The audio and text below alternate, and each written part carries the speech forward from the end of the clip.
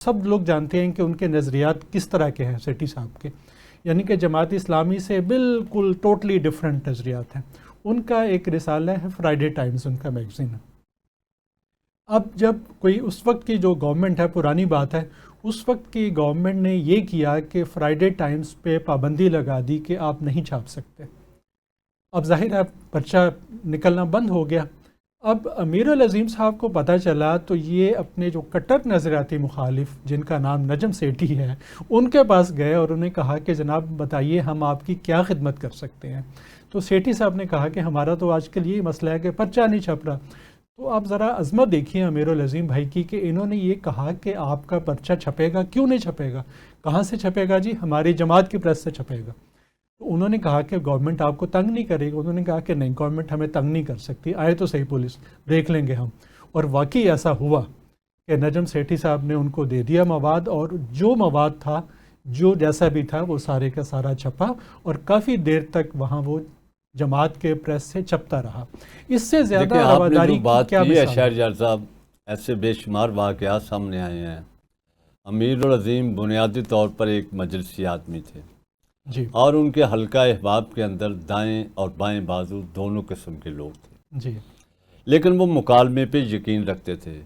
وہ یہ سمجھتے تھے کہ یہ مکالمہ ہی ہمارے مسائل کا حل ہے۔ جی دیکھیے اس کے اندر دائیں بائیں بازو کے تھے۔ ابھی اگلے دن وہ فرق سہیل گویندی کے پاس بھی گئے ہوئے تھے، حالانکہ فرق سہیل گویندی اور امیر العظیم کے نظریات مشرق اور مغرب کے برابر ہیں، جی بالکل ایسے ہی۔ لیکن اس کے باوجود دونوں نے اپنے اپنے دلائل دیے، اپنا اپنا نقطہ نظر پیش کیا، اور اس طرح مکالمے کا رستہ بنا۔ مکالمہ ہی ہمارے مسائل کا حل ہے۔ اب دیکھیے ان کے انتقال پر جو کالم آئے، اس میں سہیل وڑیچ نے بھی خوبصورت کالم لکھا اور اپنے تعلقات بتائے کہ کس طرح جی امیر العظیم سے ان کے تعلقات تھے۔ اس طرح جاوید چودھری نے بھی لکھا، اور بڑے دوستوں نے بھی کالم لکھے۔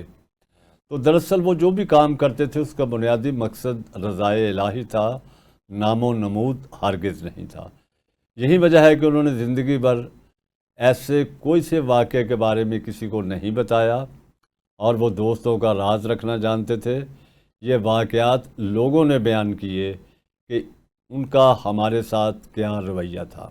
جی بالکل۔ تو وہ جو بھی کرتے تھے اس کا مقصد صرف اور صرف اللہ تعالیٰ کی خوشنودی تھی، اور وہ اس کو راز رکھتے تھے۔ وہ چاہتے نہیں تھے کہ اس کی نمائش ہو یا کسی کی تضحیق کی جائے۔ تو میں سمجھتا ہوں کہ یہ ان کی بلندی ایک کردار تھا کا نتیجہ ہے کہ آج سارے لوگ، ہاں ان کا تعلق دائیں بازو سے ہے، بائیں بازو سے ہے، دینی حلقوں سے ہے، سماجی حلقوں سے ہے، سیاسی حلقوں سے ہے، وہ سب انہیں خراج عقیدت پیش کر رہے ہیں۔ جی اور ان سب کا یہ کہنا ہے کہ پاکستان ایک عظیم سیاستدان اور ایک پختہ نظریاتی شخصیت سے محروم ہوا ہے۔ اچھا سر، ان کا اخلاق اور ان کی عاجزی اور عوامی روابط کے حوالے سے کچھ ذاتی یادیں آپ کی ہوں، کیونکہ پیئرشپ کے وہ ایکسپرٹ سمجھے جاتے تھے۔ دیکھیے یہ آپ نے بڑی اچھی بات کی۔ میرا ان سے تعلق طالب علمی کے دور میں ہوا، لیکن وہ ایک رسمی سا تعلق تھا کہ کسی مجلس میں ملاقات ہوئی، سلام دعا حال احوال تک محدود تھا۔ ایک دہائی ہوئی کہ میں کرالوی میں شفٹ ہو گیا، تو یوں کہہ لیجئے کہ ہمارا ہمسائیگی کا تعلق بن گیا۔ جی جی مجھے یاد ہے کہ جب انہیں پتہ چلا تو وہ بطور خاص ملنے آئے۔ پھر وہ ان کے گھر کے اندر بھی نشستیں ہوتی تھیں، عید ملنے کا پروگرام بھی ہوتا تھا۔ کوئی غیر ملکی بڑی اسلامی تحریک کی شخصیت آئی تو اس کا بھی وہ درس رکھتے تھے۔ اس کے علاوہ بھی گاہے بگاہے نشستیں ہوتی رہتی تھیں۔ اس طرح ان سے ایک تعلق جو تھا پھر وہ بڑھتا گیا۔ اگر وہ دفتر سے جلدی فارغ ہو جاتے تو عمومی طور پر مسجد میں نماز پڑھتے، اور عموماً ان سے روزانہ ہی ملاقات ہو جاتی، بلکہ نماز تراویح کے اندر تقریباً انہوں نے تراویح کی نماز کوئی بھی مس نہیں کی ہوگی، سب مسجد میں پڑھی۔ ان کی سب سے بڑی شخصیت کی خوبی عجز و انکساری تھی۔ کبھی ہم نے نہیں دیکھا وہ مسجد میں آگے بڑھ کے کھڑے ہوئے ہوں، اپنی شخصیت کا روپ ڈالا ہو، وہ آئے بڑی خاموشی کے ساتھ، انہیں جہاں جگہ ملی، پیچھے ملی، سائڈ پہ ملی، انہوں نے نماز پڑھی اور دوستوں سے ہاتھ ملاتے ہوئے نکل گئے۔ تو ہم تو یہ شرف رہا، ہم نے اکثر و بیشتر نمازیں ان کے ساتھ پڑھی، تراویحیں ان کے ساتھ پڑھی اور ان سے خوب مذاق بھی ہو جایا کرتا تھا۔ وہ یقیناً ایک بڑے آدمی تھے، وہ نہیں سمجھتے تھے کہ عہدوں کی وجہ سے پروٹوکول لیا جائے، کیونکہ اصل انسان کا جو کردار ہوتا ہے وہی اس کی شخصیت کا آئینہ دار ہوتا ہے۔ جی بالکل ایسا۔ یہ عہدے تو آنی جانی چیزیں ہیں اور کردار ہی زندہ رہتا ہے۔ آج دیکھیے کہ امیر العظیم کا کردار پاکستان کی صحافت کے اندر کم لوگوں کو اس قدر مطلب ہے کہ جگہ ملی ہے جتنی امیر العظیم کو ملی، اور شاید ہی کسی مکتب فکر کا کوئی فرد ہوگا جس نے امیر العظیم کی شخصیت کو خراج عقیدت پیش نہ کیا ہو جی اور یہ نہ کہا ہو کہ ان کی وجہ سے ایک ناقابل تلافی نقصان ہوا ہے اور پاکستان ایک محب وطن پختہ نظریاتی شخص سے محروم ہوا ہے۔ جی ہاں، اور سر یہ آوازیں صرف پاکستان سے نہیں پوری دنیا سے آ رہی ہیں، یعنی کہ ہمیں پتہ چل رہا ہے کہ پوری دنیا میں ان کے چاہنے والے موجود تھے۔ پچھلے دنوں خواجہ سعد رفیق جو کہ زمانہ طالب علمی میں ان کے ظاہر ہے بہت سخت حریف رہے، انہوں نے ایک بڑا خوبصورت میسیج دیا اور وہ خود گئے اور انہوں نے دل کھول کر انہیں خراج تحسین پیش کیا کہ انہوں نے ٹھیک ہے ہمارے مخالف تھے اس زمانے میں، لیکن بہرحال وہ بطور انسان بہت بڑے انسان تھے۔ تو سر یہ تو ایک بہت بڑی بات ہے کہ ایک جو کٹر مخالف جو ہیں اس زمانے کے، جب کہ بہت زیادہ پولرائزیشن تھی سیاست میں، اس وقت کے مخالفین جو ہیں وہ بھی آپ کی تعریف کرنے پہ مجبور ہو گئے ہیں۔ دیکھیے جس زمانے میں امیر العظیم سیاست میں آئے، ان کی سیاست کا آغاز بھی بڑا عجیب قسم کا ہے کہ بنیادی طور پر وہ لاہوریے تھے، اسلام پورے کے رہنے والے۔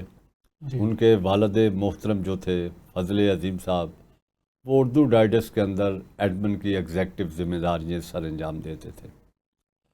وہاں اسکول میں پڑھے، اسلامیہ کالج سیولینس گئے اور وہاں جمعیت سے یہ متعارف ہوئے۔ اگرچہ جمعیت انہیں ورثے میں ملی تھی کہ ان کے والد صاحب بھی نظریاتی اور تحریکی آدمی تھے۔ جی وہاں سے پھر لاہور کے ذمہ دار بنے۔ اس کے بعد وہ پنجاب یونیورسٹی آ گئے جہاں انہوں نے MBA بھی کیا اور پولیٹیکل سائنس کے اندر MA بھی کیا۔ اس دوران انہیں اسلامی جمعیت طالبہ نے اسٹوڈنٹس یونین کے لیے پریزیڈنٹ نامزد کیا اور وہ اس عہدے پر الیکشن کے بعد کامیاب و کامران بھی ہوئے۔ ہم کہہ سکتے ہیں کہ امیر العظیم اس صدارت کا تسلسل تھے جس میں حافظ ادریس، جوید ہاشمی، فرید پراچا، عبدالشکور، جی مسعود اختر، ملک احمد جاوید اور اس کے بعد امیر العظیم بنے۔ امیر العظیم جب صدر یونین بنے تو یہ ڈکٹیٹر ضیاء الحق کا دور تھا۔ اگرچہ اس وقت جماعت کے امیر میاں طفیل محمد صاحب جنرل ضیاء الحق کے قریب سمجھے جاتے تھے اور ان کے معاون بھی، لیکن ضیاء الحق نے اس کے باوجود طلباء یونینوں پر پابندی عائد کر دی۔ تو امیر العظیم نے طلباء تحریک کی قیادت کی، کراچی سے پشاور تک جلسے کیے اور یہ کوشش کی کہ یونینوں پر پابندی نہیں ہونی چاہیے۔ اس پر امیر العظیم کو گرفتار کر لیا گیا، بلکہ ان پر تشدد بھی کیا گیا۔ اسی زمانے کے اندر جب ڈکٹیٹر ضیاء الحق لاہور آئے تو ایک صحافی نے ان سے سوال کیا کہ پنجاب یونیورسٹی کے پریزیڈنٹ امیر العظیم پر اس طرح تشدد ہوا ہے، تو ضیاء الحق نے کہا کوئی امیر العظیم ہو یا امیر الاعظم، میں سب کو ٹھیک کر دوں گا۔